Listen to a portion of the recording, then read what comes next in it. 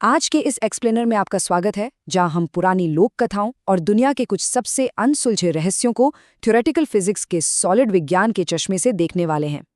Time travel, क्या ये सिर्फ हॉलीवुड की साइंस फिक्शन फिल्मों का हिस्सा है, या इसके पीछे सच में कोई बहुत गहरा विज्ञान काम कर रहा है? आज हम इसी रहस्य से पर्दा उठाएंगे और देखेंगे कि कैसे सदियों पुरानी कहानियां आज के कॉम्प्लेक्स गणितीय समीकरणों से एकदम सटीक मेल खाती हैं।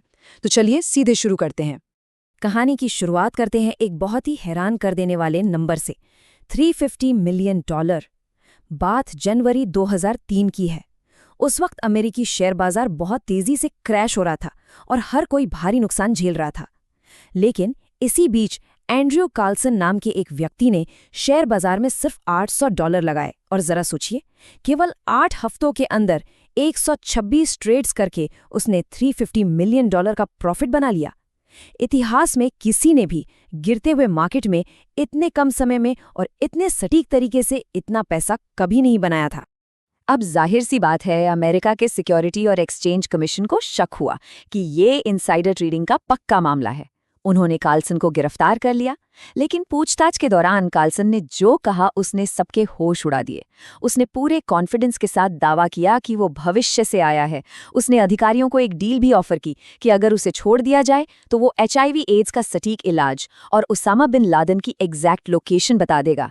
इससे पहले कि कोई कुछ समझ पाता, किसी अनजान शख्स ने उसकी $1 मिलियन की भारी भरकम जमानत दे दी, और उसके बाद कार्लसन हमेशा हमेशा के लिए गायब हो गया।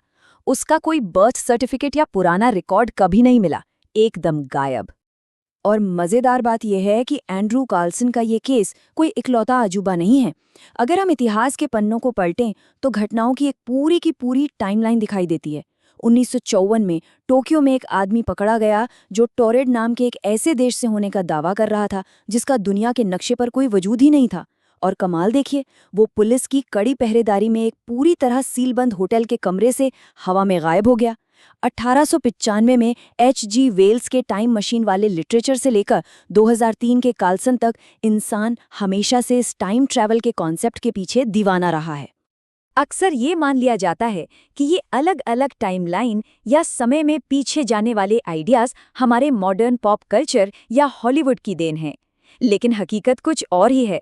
ये विचार हमारी प्राचीन सभ्यताओं और पुरानी कथाओं की जड़ों में बहुत गहराई से बसा हुआ है। प्राचीन हिंदू पौराणिक कथाओं के एक बहुत ही अद्भुत कहानी है।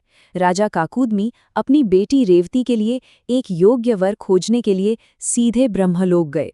वहां ब्रह्मा जी संगीत सुनने में व्यस्त थे। जब संगीत खत्म हुआ और राजा ने अपनी बात रखी तो ब्रह्मा जी मुस्कुराए और बोले कि जितनी देर राजा ने वहां इंतजार किया है, उतनी ही देर में पृथ्वी पर 27 चतुर्युग बीत चुके हैं।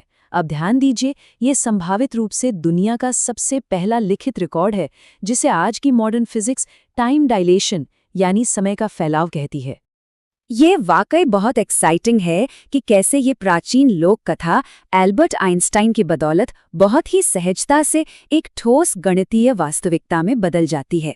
आइंस्टाइन ने विज्ञान की दुनिया में एंट्री ली और समय को देखने का हमारा पूरा नजरिया ही पलट कर रख दिया। यहाँ विज्ञान के दो सबसे बड़े दिग्गजों के बीच एक ऐतिहासिक टकराव हुआ। आइजैक न्यूटन का मजबूती से मानना था कि समय पूरे ब्रह्मांड में एक ही स्पीड से बहता है, यानी समय पूरी तरह से फिक्स्ड है। लेकिन आइंस्टाइन ने इस थ्योरी को चुनौती दी। उन्होंने महसूस किया कि क्योंकि प्रकाश की गति यानी स्पीड ऑफ लाइट पूरी तरह से फिक्स्ड है, इसलिए उस गति के नियम को बनाए रखने के लिए समय को खुद अपनी स्पीड धीमी करनी पड़ती है। मतलब समय रिलेटिव है, ये हर किसी के लिए अलग अलग गति से बीत सकता है। और ये सिर्फ कोई हवाई थ्योरी नहीं है, इसे बाकायदा साबित किया गया है। 1971 में द हाफिले-कीटिंग एक्सपेरिमेंट ने इसे दुनिया के सामने साबित कर दिया। वैज्ञानिकों ने 4 बेहद सटीक एटॉमिक घड़ियां लीं, 2 को पृथ्वी पर रखा और बाकी 2 को हवाई जहाज़ों में रखकर दुनिया के चक्कर लगवाए। जब वे वापस आए और समय की तुलना की गई तो विमान वाली घड़ियां जमीन वाली घड़ियों से कुछ नैनोसेकंड पीछे चल रही थीं। इस एक्सपेरिमेंट ने फिजिकली ये साबित कर दिया कि स्पीड समय के बहाव को धीमा कर देती है। इसका सीधा सा मतलब ये है कि समय में आगे जाना यानी फॉरवर्ड टाइम ट्रैवल एक मैथमेटिकल फैक्ट है। सच तो ये है कि आज के जो मॉडर्न जीपीएस सैटेलाइट्स पृथ्वी का चक्कर लगा रहे हैं, उन्हें सही ढंग से काम करने के लिए लगातार इसी टाइम डायलेशन के हिसाब से अपनी घड़ियों को एडजस्ट करना पड़ता है। इसलिए तकनीकी तौर पर भविष्य की यात्रा एक प्रूवन और रोजमर्रा की घटना है, लेकिन विज्ञान के सामने सबसे बड़ा और असली रहस्य अभी भी बरकरार है। क्या भूतकाल यानी हमारे बीते हुए कल में वापस जाना संभव है? अब यहाँ से मामला थोड़ा उलझ जाता है। भविष्य में जाना एक बात है, लेकिन समय में पीछे जाने का ये विचार कुछ ऐसी गहरी जटिलताओं को जन्म देता है जो विज्ञान और लॉजिक के पूरे ढांचे को ही खतरे में डाल देती हैं। समय में पीछे जाने के रास्ते में सबसे बड़ी दीवार है ग्रैंडफादर पैराडॉक्स। मान लीजिए कि कोई इंसान टाइम मशीन बनाता है, पास्ट में जाता है और अपने ही दादाजी को खत्म कर देता है। अगर ऐसा हुआ तो उसके पिता का जन्म नहीं होगा और फिर उस इंसान का भी जन्म नहीं होगा। तो फिर पास्ट में जाकर ये सब किया किसने? इस उलझन को सुलझाने के लिए स्टीफन हॉकिंग ने क्रोनोलॉजी प्रोटेक्शन कंजंक्शन का आइडिया दिया। उन्होंने थियरी दी कि हमारा ब्रह्मांड खुद ही ऐसे नियम बनाता है जो स्वाभाविक रूप से किसी को भी पास्ट बदलने से रोक देंगे। इस पहेली को सुलझाने के लिए कुछ फिजिसिस्ट्स ब्लॉक यूनिवर्स थ्योरी का सुझाव देते हैं। ये थ्योरी कहती है कि बिग बैंग से लेकर ब्रह्मांड के अंत तक की हर एक घटना पहले से ही लिखी जा चुकी है और तय है। जैसे किसी मूवी की रील होती है ना, बस वैसे ही। अगर ये सच है तो इसका मतलब है कि इंसानों के पास अपनी मर्जी से कुछ भी करने की जो आज़ादी है, जिसे हम फ्री विल कहते हैं, वो महज एक बहुत ही खूबसूरत सा भ्रम है। लेकिन रुकिए, आइंस्टाइन का अपना गणित एक और रास्ता भी खोलता है। ये सजेस्ट करता है कि अगर बहुत ही ज्यादा एक्सट्रीम ग्रेविटी हो तो वो स्पेस टाइम के फैब्रिक को इतना मोड़ सकती है कि पास्ट और प्रेजेंट एक दूसरे को टच कर जाएं। इससे अंतरिक्ष में एक थ्योरेटिकल शॉर्टकट बन सकता है, जिसे हम वर्म होल या आइंस्टाइन रोजन ब्रिज कहते हैं। इसके जरिए पास्ट में जाने का एक पुल बन सकता है। मान लेते हैं कि ये यात्रा संभव हो जाती है। क्वांटम मैकेनिक्स कहता है कि अगर आप पास्ट में जाकर किसी बड़ी ऐतिहासिक घटना को बदल भी देते हैं तो उससे आपका असली इतिहास नहीं बदलेगा। जैसे अगर कोई पास्ट में जाकर किसी तानाशाह को रोक देता है जिससे वर्ल्ड वॉर 2 कभी हो ही ना, तो रडार और जेट इंजन जैसी तकनीकें भी तेजी से विकसित नहीं होंगी। लेकिन सबसे बड़ी बात यह है कि ये सब ओरिजिनल टाइमलाइन को नहीं छेड़ेगा, बल्कि एक पूरी तरह से नई पैरेलल टाइमलाइन को जन्म देगा। असली रियलिटी वैसी की वैसी ही रहेगी। सुनने में थोड़ा कॉम्प्लिकेटेड लग रहा होगा, लेकिन पॉप कल्चर इस एडवांस्ड क्वांटम लॉजिक को बहुत ही बढ़िया तरीके से समझाता है। अवेंजर्स एंड गेम का ये डायलॉग एकदम सटीक बैठता है। अगर आप पास्ट में जाते हैं तो वो पास्ट आपका नया फ्यूचर बन जाता है। इस तरह से कोई भी इंसान अपनी टाइमलाइन को शिफ्ट कर सकता है, वो भी अपने ओरिजिन पॉइंट को नष्ट किए बिना।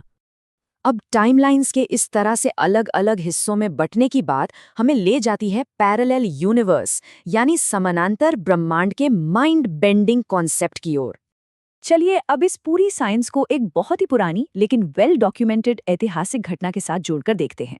1150 के दशक में इंग्लैंड के वुलपिट नाम के एक गांव में हरे रंग की त्वचा वाले 2 बच्चे रहस्यमयी तरीके से मिले। वे एक ऐसी भाषा बोल रहे थे जो दुनिया में कहीं नहीं बोली जाती थी और उनके कपड़े भी बिल्कुल अलग थे।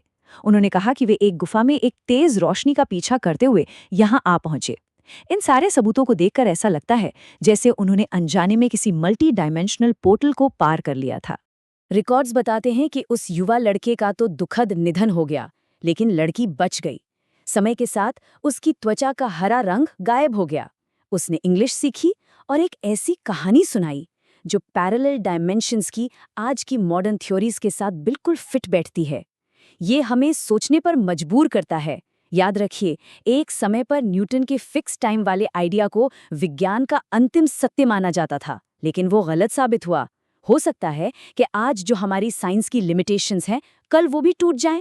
बिल्कुल वैसे ही जैसे आइंस्टाइन ने ब्रह्मांड को लेकर न्यूटन के कठोर नजरिए को तोड़ दिया था, आज के क्वांटम भौतिकी के एक्सपेरिमेंट्स हमें ये इशारा कर रहे हैं कि डायमेंशनल ट्रैवल की ये कहानी अभी तो बस शुरू ही हुई है। तो आज के इस एक्सप्लेनर को खत्म करते हुए सबसे बड़ा सवाल यही रह जाता है, क्या इंसान कभी समय में पीछे जाने का, पास्ट में जाने का रहस्य सुलझा पाएगा, या फिर हमारा इतिहास हमेशा हमेशा के लिए एक सील बंद तिजोरी में कैद रहेगा? इसी विचार के साथ आज की इस चर्चा को यहीं रोकते हैं।